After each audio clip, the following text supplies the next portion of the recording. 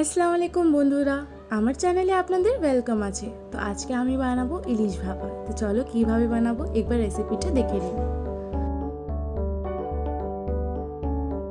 এখানে আমি নিয়েছি সর্ষে, কাঁচা লঙ্কা, পেঁয়াজ। এটা পেস্ট তৈরি করে নেব। এখানে ইলিশ মাছগুলো আমি ভালো করে ধুয়ে নিয়েছি। এখানে আছে ধনে পাতা, এখানে হলুদ, লঙ্কা গুঁড়ো, লবণ, এখানে কাঁচা লঙ্কা, এখানে বাটা রাখা মশলাটা।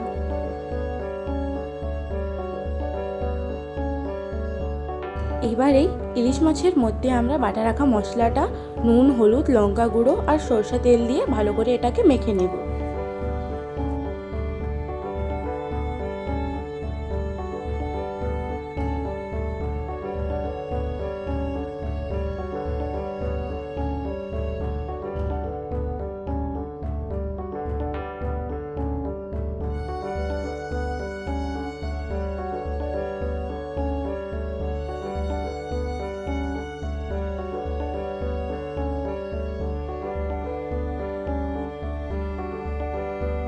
এবার এটার মধ্যে কাঁচা লঙ্কা, ধনে পাতাগুলো দিয়ে ভালো করে এটাকে মেখে নেব।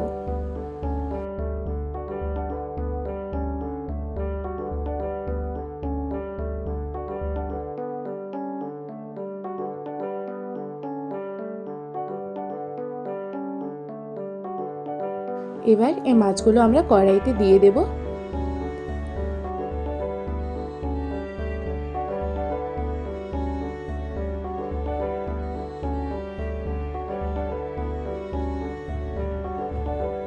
অল্প সর্ষে তেল দিয়ে মিডিয়াম আঁচে আমরা 10 মিনিটের জন্য এটাকে ঢেকে রাখবো।